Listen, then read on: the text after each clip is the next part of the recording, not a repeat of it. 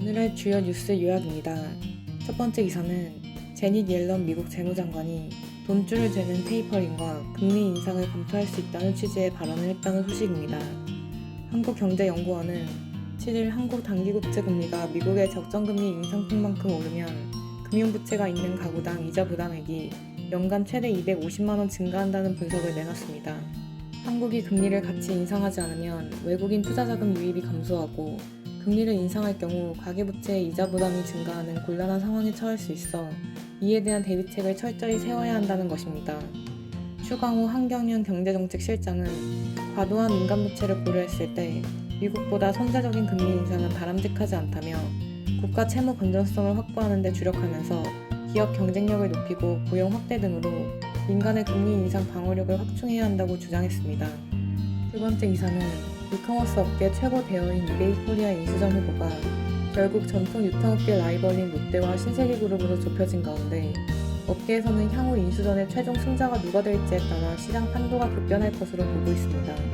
7일 유통업계에 따르면 롯데쇼핑의 유통계열사 통합 온라인 쇼핑몰 롯데온, 신세계그룹의 이커머스 계열사 스타컴이 지난해 거둔 거래액은 각각 7조 6천억 원과 3조 9천억 원입니다. 지난해 161조 원을 기록한 국내 전체 온라인 쇼핑 시장에서 두 회사의 점유율은 각각 4.7%와 2.4%에 불과합니다. 거래액 20조 원을 보유한 이베이 코리아를 품에 안을 경우 롯데의 시장 점유율은 17.1%, 신세계그룹은 14.8%까지 올라갑니다. 인수만으로 업계 선두인 네이버 쇼핑과 쿠팡을 뛰어넘어 단번에 온라인 쇼핑 최강자가 될 수 있는 것입니다.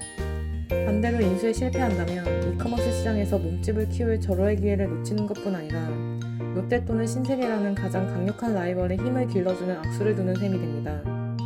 이 때문에 양사는 지난 3월 진행된 예비 입찰 단계부터 절대 빼앗기면 안 된다며 강력한 인수 의지를 드러낸 것으로 알려졌습니다. 세 번째 기사는 메신저 리보핵선, 즉 mRNA 백신에 대한 기술 이전 및 자체 개발이 없는 백신 허브는 그야말로 공연불에 불과하다는 소식입니다. 현재 백신 허브라는 용어는 다국적 제약사가 개발한 백신을 위탁 생산, 즉 CMO하는 것이라는 의미 정도로 통용됩니다. 그러나 국내 업계와 의료계는 아직 우리나라를 백신 허브 국가로 부르기엔 시기상조라고 입을 모으고 있습니다. mRNA 백신 등 최신 백신 기술이 없고 기술 이전 소식도 확정된 게 없으며 이제 겨우 완제 백신에 들여오는 백신 하도급 수준이기 때문입니다. 김우주 고려대병원 감염내과 교수는 7일 냉정하게 말하면 지금은 아시아 백신 합청 허브에 불과하다면서 삼성 바이오로직스는 생산 시설로만 따지면 론자와 1, 2위를 다투는 CMO 기업이지만 아직은 병입 생산을 하는 수준이라고 말했습니다. 반면 스위스 론자는 지난해 5월 모더나와 10년치 원료 생산 계약을 맺었습니다. 그나마 최근 삼성 바이오로직스가 mRNA 코로나19 백신 원액 생산 준비를 위한 설비를 설치한다고 발표한 데 이어 콜린 르부프 모더나 최고 사업 책임자가 한 언론과의 인터뷰를 통해 한국에서 mRNA 백신 원액을 생산하는 방안을 검토 중이라고 밝힌 것은 일단 다행스러운 부분입니다. 이런 가운데 아시아에서는 백신 허브가 되기 위한 경쟁이 한창입니다. 치열해진 경쟁 속에서 업계와 학계는 진정한 백신 허브가 되기 위해 mRNA 같은 첨단 백신 자체 개발 완주, CMO를 통한 백신 선진 기술 도입 강화, 부처 컨트롤 타워 정비와 민간 협력을 강조하고 있습니다.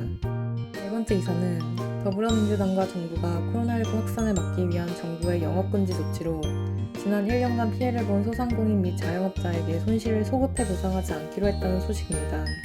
대신 노래 연습장, PC방, 유흥주점 등 고위험시설 업종과 여행업, 예식장업 등 경영위기 업종에 100만원에서 500만원 상당의 피해 지원금을 일괄 지원한다는 방침입니다.